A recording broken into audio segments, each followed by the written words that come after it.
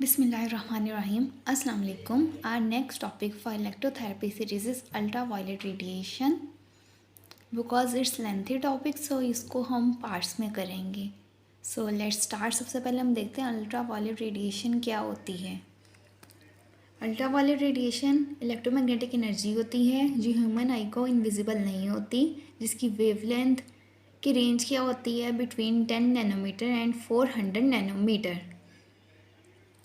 Ultraviolet जो है ये लाइक करती है between visible light and x ray. जब हम इसको इलेक्ट्रोमैग्नेटिक स्पेक्ट्रम में देखते हैं तो यहाँ उसकी लोकेशन बताई हुई है. It lies between visible light and x ray in electromagnetic spectrum.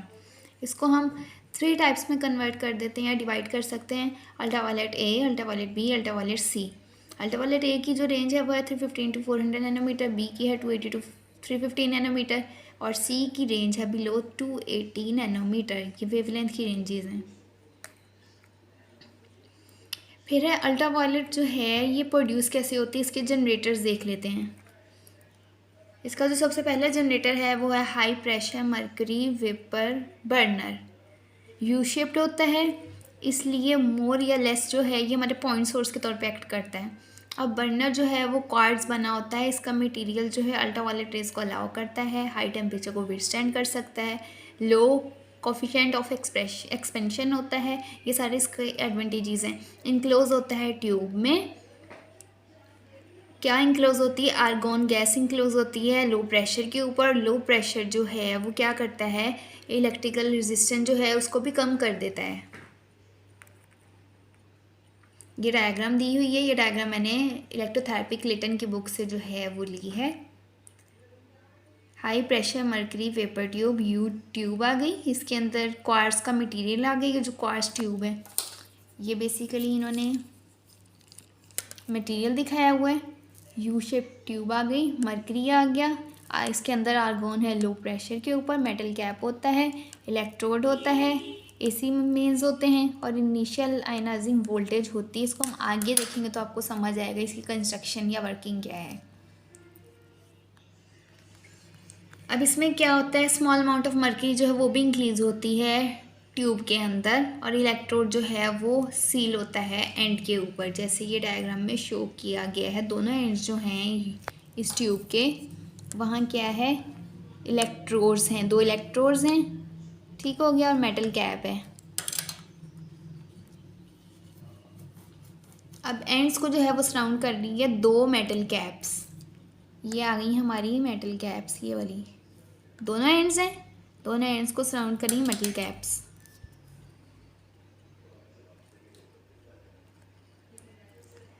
अब इनके दरमियान हाई पोटेंशियल डिफरेंस एग्जिस्ट करता है ताकि हम आयनाइज कर सकें. आर्गोन के आयनाइजेशन के लिए हाई पोटेंशियल डिफरेंस जो है वो हम अप्लाई करते हैं.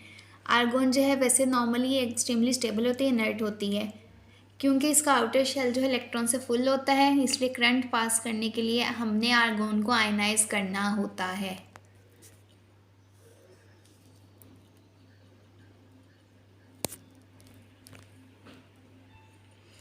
अब क्या होता है, इलेक्ट्रॉन जो है आउटर शेल से स्ट्रिप कर जाता है, जो प्रोड्यूस कर देता है नेगेटिव पार्टिकल यानी कि इलेक्ट्रॉन और एक पॉजिटिव आयन. जबकि आर्गोन एटम का जो रिमेनिंग पार्ट होता है उस पर प्रोटॉन जो हैं उसकी एक्सेस ज़्यादा हो जाती है. उसके अलावा एक कंसिडरेबल अमाउंट ऑफ एनर्जी चाहिए होती है ताकि आर्गोन को आयनाइज कर सकें, क्योंकि हाईली स्टेबल होती है, नट होती है नॉर्मली.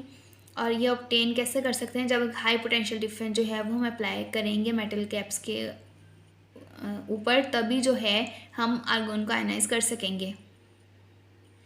प्रैक्टिस में हम क्या करते हैं, हम स्टार्ट बटन जो है लैंप के ऊपर उसको प्रेस कर देते हैं. इसकी वजह से ऑटो ट्रांसफार्मर जो है सर्किट में ऑन हो जाता है और वो हाई वोल्टेज या high potential difference of 400 volt जो है वो सेट कर देता है. तभी हम आर्गोन को आयनाइज कर सकते हैं. एक बार आर्गोन आयनाइज हो गई, जो नॉर्मल मेन वोल्टेज है बिटवीन इलेक्ट्रोड वो क्या करेगा, पॉजिटिव और नेगेटिव आइंस को मूव करेगा बर्नर के थ्रू ताकि इलेक्ट्रिक करंट जो है वो पास करे. देखो आइंस मूव होंगे तो इलेक्ट्रिक करंट जो है वो प्रोड्यूस होगा. इलेक्ट्रॉन जो है मूव करेंगे पॉजिटिव टर्मिनल पे और फिर around the circuit positive ion जो है वो नेगेटिव टर्मिनल की तरफ अट्रैक्ट होंगे और वहाँ इलेक्ट्रॉन जो है कलेक्ट करेंगे ओवरऑल जो है सेम ही प्रोसेस जो है नेगेटिव टर्मिनल के ऊपर हो रहा होगा। अब क्योंकि दो में मूवमेंट हो रही है चार्ज पार्टिकल्स की, कुलियन होगी और उसकी वजह से जो है वो आयनाइजेशन हो जाएगी, कंटिन्यूस जनरेशन हो जाएगी आयनाइज पार्टिकल्स की, ताकि करंट फ्लो जो है उसको अक्रॉस द ट्यूब सस्टेन रख सकें। करंट को सस्टेन रखने के लिए टू वे पार्टिकल की मूवमेंट होगी। अब इस करंट फ्लो को हम कैसे देख सकते हैं? ग्लो डिस्चार्ज की फॉर्म में। और कोई भी इलेक्ट्रिकल करंट जो है वो उसमें कंसिडरेबल हीट जो है प्रोड्यूस होती है according to Joule's law. Sufficient heat जो है वो प्रोड्यूस हो जाती है, वो इनफ होती है कि हम वेपराइज कर सकें लिक्विड मरकरी को जो हमारे ट्यूब के अंदर प्रेजेंट होता है, और मरकरी जो है वो खुद ही इस तरह से आयनाइज हो जाता है। अब जो अल्ट्रावायलेट रेडिएशन प्रोड्यूस हो रही है वो कैसे प्रोड्यूस हो रही है? पार्टली उस एनर्जी की वजह से जो रिलीज हो रही है by recombination of electron and positive mercury ion, और हाफ उन फोटोन्स की वजह से जो रिलीज होते हैं जब इलेक्ट्रॉन जो हैं वो रिटर्न करते हैं from higher quantity to their normal shell. Same time के ऊपर विजिबल इंफ्रा इलेक्ट्रोमैग्नेटिक वेव जो है वो भी प्रोड्यूस हो रही होती हैं, और अल्ट्रावायलेट जो है वो सिर्फ एक प्रोपोर्शन बनाती है टोटल आउटपुट का। Whole process of argon ionisation, mercury vaporisation and ionisation, ये इन्होंने मरकरी की वेपराइज भी हो रहा है और वो आयन की फॉर्म में भी कन्वर्ट हो रहा होता है। 5 मिनट का जो है गैप आ जाता है बिटवीन स्टार्टिंग द बर्नर और अल्ट्रावायलेट इमिशन के पीक पे पहुंचने में।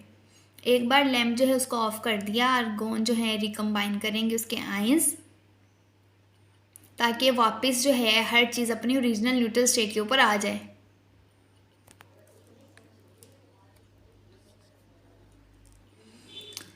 अब है ट्राइडिमाइड फॉर्मेशन। अब जो बर्नर के अंदर हीट प्रोड्यूस होती है वो अनफॉर्चुनेटली क्या करती है, जो हमारा क्वार्ट्ज है उसको सिलिका की एक और फॉर्म में कन्वर्ट कर देती है। उस सिलिका की फॉर्म का नाम है ट्राइडिमाइड। ट्राइडिमाइड का तो ओपेक होता है to ultraviolet rays. Total output of lamp जो है फॉल कर जाता है जैसे ही ट्राइडिमाइड की फॉर्मेशन इंक्रीज करती जाती है। अब इसकी कंपनसेशन का क्रूड मेथड ये है कि हम वेरिएबल रेजिस्टेंस अप्लाई करते हैं बर्नर सर्किट में, और जैसे ही क्वार्ट्ज जो है चेंज होता है ट्राइडिमाइड में, रेजिस्टेंस कम हो जाती है। रेजिस्टेंस इंक्रीज कर देते हैं हम क्रॉस द ट्यूब ताकि इसकी फॉर्मेशन प्रोडक्शन कम कर दें।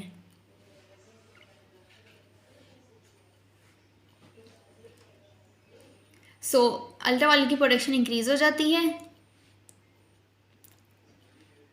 लेकिन क्योंकि लेस ट्रांसमिट होता है क्वार्ट्ज से, आउटपुट हमने कांस्टेंट रखनी है।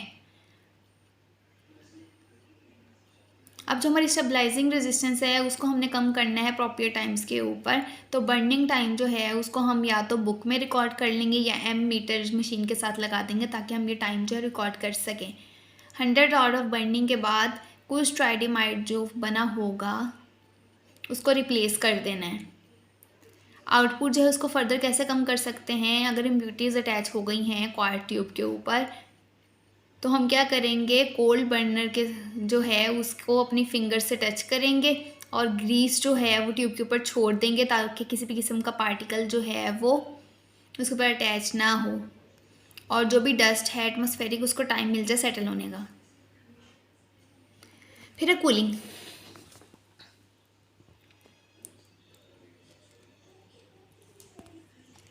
अब जो हमारा हाई प्रेशर बर्नर है उसका जो आउटपुट का ज़्यादातर पार्ट है वो इंफ्रारेड होता है, जो ह्यूमन बॉडी जब इसको ऑब्जर्व करती है तो हीट में कन्वर्ट कर देती है।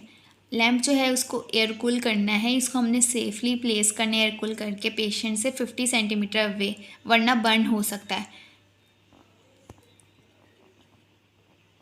या बर्नर जो है उसको हम पैराबोलिक रिफ्लेक्टर जो है उस पर भी प्लेस कर सकते हैं, उसकी पोजीशन जैसे हम चाहिए हो एज नीड एडजस्ट कर सकते हैं स्टैंड की मदद से।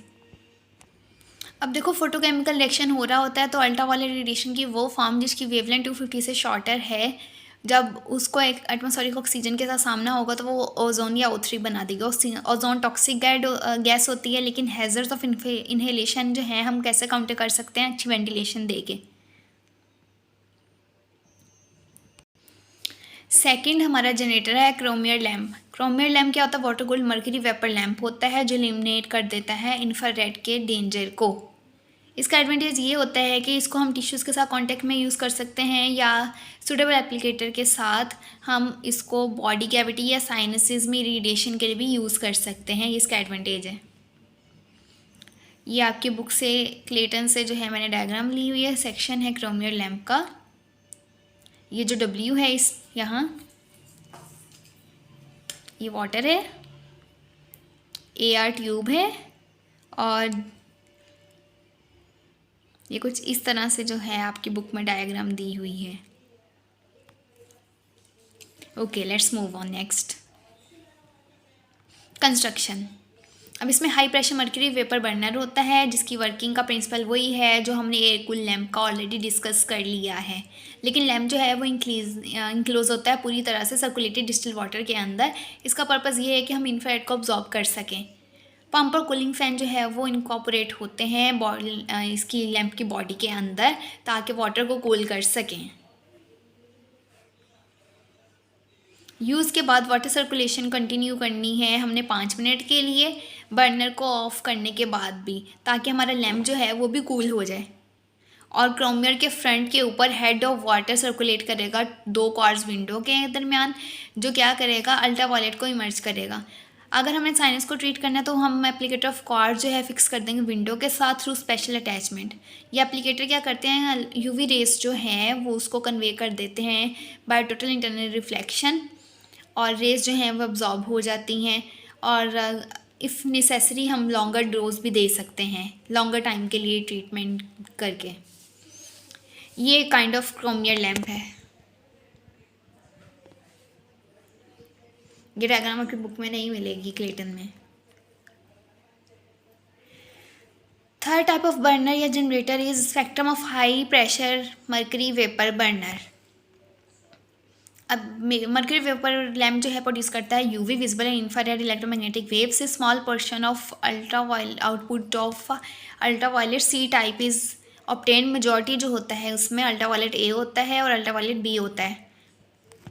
आउटपुट मेजर करके एक फोटो ट्यूब से हम क्या कर सकते हैं, हम particular wavelength according to our condition जो है वो यूज़ कर सकते हैं और एक एमीटर अटैच कर देंगे ताकि इलेक्ट्रिक करंट जो भी प्रोड्यूस हो रहा है उसकी रीडिंग हम एमीटर से नोट कर सकें। जितना ज़्यादा करंट प्रोड्यूस होगा उतनी ही ज़्यादा अमाउंट की अल्ट्रावायलेट प्रोड्यूस होगी। थर्मोपाइल भी यूज़ कर सकते हैं जहाँ रेडिएशन जो है वो इफेक्ट करेगी हमारे थर्मल जंक्शन को, इलेक्ट्रिक करंट प्रोड्यूस करेगी जो डायरेक्टली प्रोपोर्शनल होगा टोटल अमाउंट ऑफ अल्ट्रावायलेट के। सो वही बात आ गई, the higher the current the greater the amount of ultraviolet at this wavelength.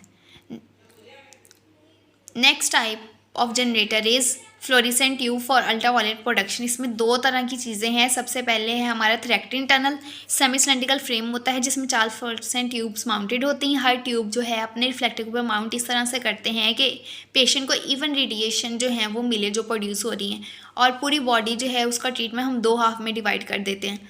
Normal fluorescent tube जो होती हैं उसका जो स्पेक्ट्रम होता है वेवलेंथ का वो हम यूज़ करते हैं 280 to 400 नैनोमीटर। ये थ्रैक्टिन टनल का ऑपरेटस है। दूसरा टाइप है पूवा ऑपरेटस।